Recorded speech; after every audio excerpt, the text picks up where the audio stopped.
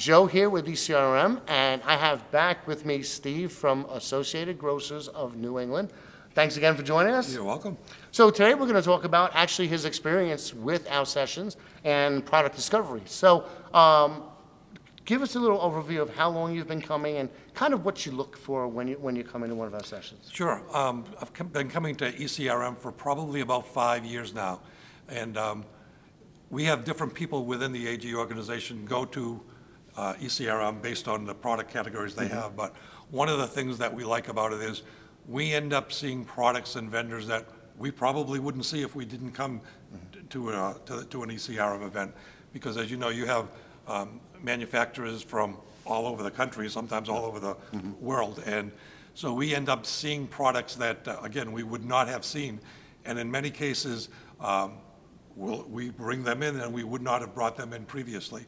So it allows across all categories. You know, I focus on the convenience aspect of it, but we also, work on the grocery part of it as well.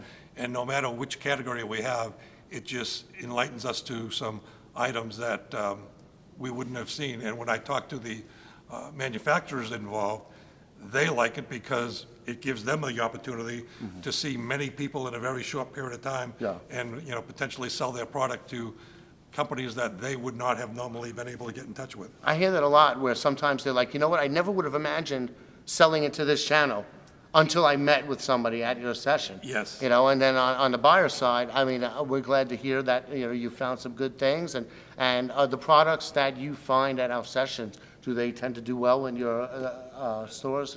Yeah, they 9 out of 10 times, you don't get a hit all the time, but most of the time it goes very well.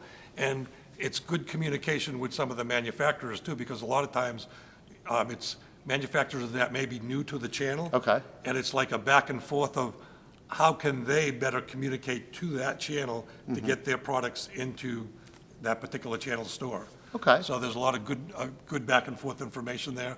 And then, we kind of prioritize everybody that we've seen during that period of time and then, follow up with those that seem to make the most sense for us. Okay, what's the experience like in preparing, in your prep? How closely do you work with our client success managers in prepping? Well, I will tell you, from my perspective, it's run extremely well.